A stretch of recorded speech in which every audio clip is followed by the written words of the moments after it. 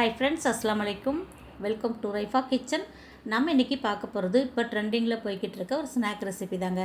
பசங்களுக்கெல்லாம் லீவ் விட்டாச்சு, ஏதாவது ஸ்நாக்ஸ் வேணும்னு கேட்டு நச்சரிச்சுட்டே இருப்பாங்க இல்லையா?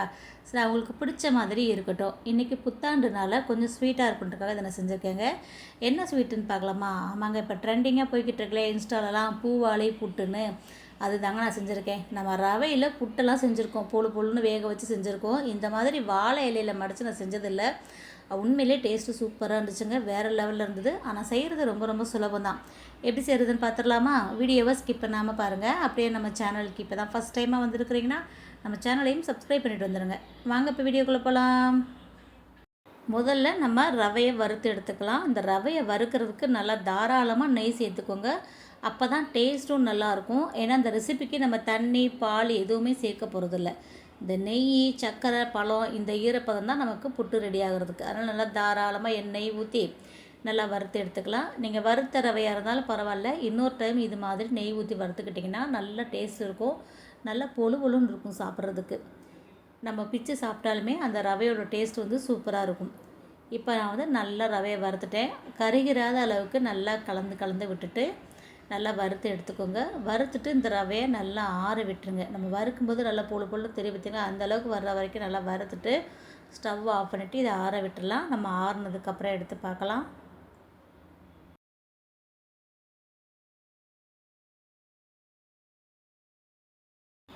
இப்போது ரவை வந்து நல்லா ஆறிடுச்சுங்க. நான் இதை பிசைகிறதுக்காக ஒரு கிண்ணம் எடுத்து வச்சேன். அப்புறம் பார்த்தேன் இந்த பாத்திரமே நல்லா அகலமாக தான் இருக்குது, இதிலேயே பிசைஞ்சு எடுத்துக்கலாம். அப்படியே வச்சுட்டேன். 2 வாழைப்பழத்தை வந்து நான் தோல் உரிச்சிட்டு இது போல் இதிலே மசிச்சுக்கலாம்.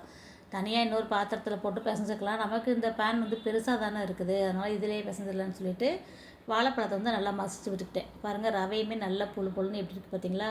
இப்போ இது கூட 1 கப் அளவுக்கு தேங்காய் துருவல் சேர்த்துக்கோங்க. 1 கப் அளவுக்கு வெல்லம் சேர்த்துக்கோங்க. பாருங்கள், நல்லா பவுட்ரு பண்ணி வச்சுருக்கேன் வெல்லத்தை. அந்த வெல்லத்தை இது கூட சேர்த்துட்டு ஒரு கட்டி கிடக்க அதை எடுத்துடலாம்.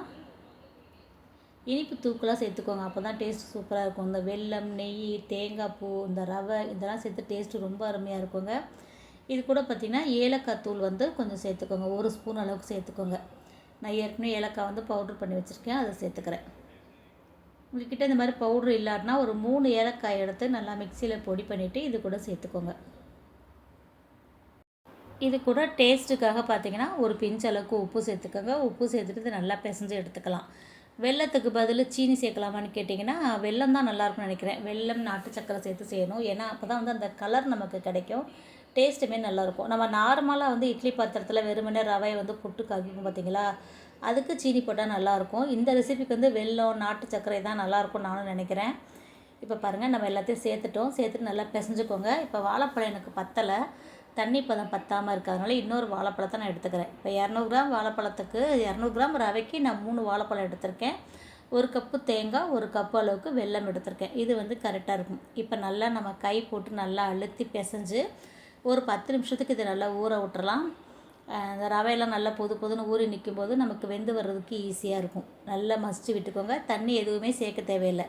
நம்ம பிசைய பார்த்திங்கன்னா வெல்லத்துலேருந்தே தண்ணி நல்லா இலகி வரும். அதனால் நமக்கு தண்ணி எதுவும் சேர்க்க தேவையில்லை. நல்லா அழுத்தம் கொடுத்து பிசைஞ்சிட்டு ஒரு 10 நிமிஷத்துக்கு மூடி வச்சுட்டு நம்ம அதுக்கப்புறம் எடுத்து அவிச்சு எடுத்துக்கலாம்.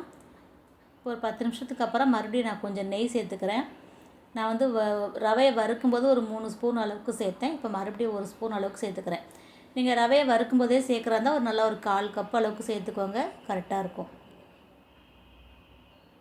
இந்த மாதிரி எல்லாத்தையும் மிக்ஸ் பண்ணிவிட்டு உங்களுக்கு இனிப்பு போதுமான்னு பாருங்கள். இனிப்பு எதுவும் பத்தாட்டினா நீங்கள் மறுபடியும் கூட வெல்லத்தூள் சேர்த்துக்கிறலாம். எனக்கு வந்து இனிப்பு ரொம்ப கரெக்டாக இருக்குங்க, சூப்பராக இருக்குது. அப்படியே வெறுமனையே சாப்பிட்றலாம் போல், வேக வைக்க தேவையில்லை போல், அவ்வளோ ஒரு டேஸ்ட்டாக இருக்குது. இந்த வாழைப்பழம், தேங்காய்லாம் சேர்த்தது ரொம்ப சூப்பராக இருக்குங்க.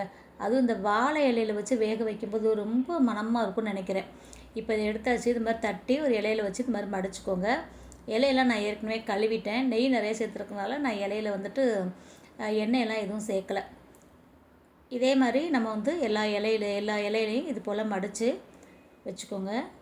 இட்லி பாத்திரத்தில் நான் தண்ணி ஊற்றி கொதிக்க வச்சுட்டேன். நம்ம இது வந்து ஆவியில் தான் வேக வைக்க போகிறோம். இது வேக வைக்கல மனம் பார்த்திங்கன்னா அந்த வாழை இலையோடு சேர்ந்து இந்த நெய், தேங்காய் பூ, இந்த ரவையோட மனம்லாம் பார்த்திங்கன்னா அவ்வளோ ஒரு அருமையாக இருந்துச்சுங்க. இப்போ இதே மாதிரியே நம்ம எல்லாத்தையும் வாழை இலையில் எடுத்து வச்சுக்கலாம். எனக்கு வந்து ஒரு 10 இலைக்கு மேலே வந்துச்சுங்க, ஒரு 10 பீஸ் அளவுக்கு வந்துச்சு எனக்கு. நல்லா நிறையாவே இருந்தது. நம்ம வந்து 200 கிராம் ரவை வெல்லம்லாம் போட்டிருக்கோம் இல்லையா, இதே மாதிரி இலையில ஒரு 10 இலைக்கு நான் வச்சு எடுத்தேன்.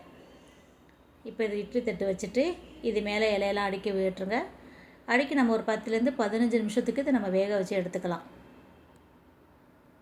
பிள்ளைங்களுக்கெல்லாம் ஸ்கூல் லீவ் விட்டுட்டாங்க. தினமும் ஸ்கூலுக்கு போகும்போது அறக்க பறக்க ஏதாவது ஒரு லஞ்ச் பாக்ஸுக்கும் டிஃபனுக்கும் ஏதாவது ஒன்று வச்சு கொடுத்து விடுவோம். இந்த லீவில் தான் பார்த்திங்கன்னா பிள்ளைங்களுக்கு நம்ம பார்த்து பார்த்து செஞ்சு கொடுப்போம். நமக்கும் அப்போ தான் டைம் இருக்கும், அவங்களுக்கும் அப்போ தான் உட்காந்து சாப்பிட்றதுக்கு நேரம் இருக்கும். கொஞ்சம் ஹெல்த்தியானதாகவும் கொடுத்துக்கலாம். அதுக்காக வெறும் ஆவியில் வச்ச பொருள் தான் கொடுப்பீங்களா, எண்ணெய் பலகாரமே கொடுக்க மாட்டீங்களான்னா அப்படிலாம் யாராலையும் இருக்க முடியாது. எல்லாமே பிள்ளைங்களுக்கு செஞ்சு தான் கொடுக்கணுங்க. இப்போ தான் அவங்களுக்கு வந்து உட்காந்து சாப்பிட்றதுக்கு டைம் இருக்கும், நம்மளும் பிள்ளைங்கள பார்த்து பார்த்து செஞ்சு கொடுக்குற டைம் இருக்கும். அதில் ஏதாவது ஸ்நாக்ஸ் ரெசிபிலாம் ட்ரை பண்ணலான்னு நானும் இருக்கிறேன். அந்த மாதிரி ஸ்நாக்ஸ்லாம் பார்க்கணுன்னு நினச்சிங்கன்னா நம்ம சேனலை அப்படியே சப்ஸ்கிரைப் பண்ணி வச்சுக்கோங்க. உண்மையிலே இந்த ரெசிபியுமே ரொம்ப சூப்பராக இருந்துச்சுங்க. கண்டிப்பாக இதேமாதிரி ட்ரை பண்ணி பாருங்கள். இது ரொம்ப ஹெல்த்தியானது தான். வாழைப்பழம், நாட்டு சக்கரை, வெல்லம்லாம் சேர்த்துருக்கனால நல்லா சத்தானது. இந்த வாழை இலையில் வேக வச்சுருக்கிறதுனால அந்த இலையோட சத்து ஃபுல்லாக இறங்கி டேஸ்ட்டே வேறு லெவலில் சூப்பராக இருந்துச்சுங்க. பாருங்கள் எவ்வளோ சூப்பராக வந்துருக்குன்னு. அப்படி எடுத்து சாப்பிடும்போதே அப்படியே சாஃப்டாக ரொம்ப அருமையாக இருக்குது. அவ்வளோதாங்க. இப்போ ட்ரெண்டிங்கில் இருக்கிற பூவாழை புட்டு நம்மளுமே செஞ்சாச்சுங்க. உண்மையிலே முதல் முறையாக செஞ்சுருந்தேன். டேஸ்ட்டு ரொம்ப சூப்பராக இருந்துச்சு. செய்முறையுமே ரொம்ப ரொம்ப ஈஸியாக இருக்குது. அதனால் நீங்களும் தாராளமாக செஞ்சு பார்க்கலாம். இதே மாதிரி நிறைய ஸ்நாக் ரெசிபி நம்ம சேனலில் இருக்குங்க. டிஸ்கிரிப்ஷன் பாக்ஸில் நான் லிங்க் கொடுக்குறேன், தேவைப்படுறவங்க செக் பண்ணி பாருங்கள்.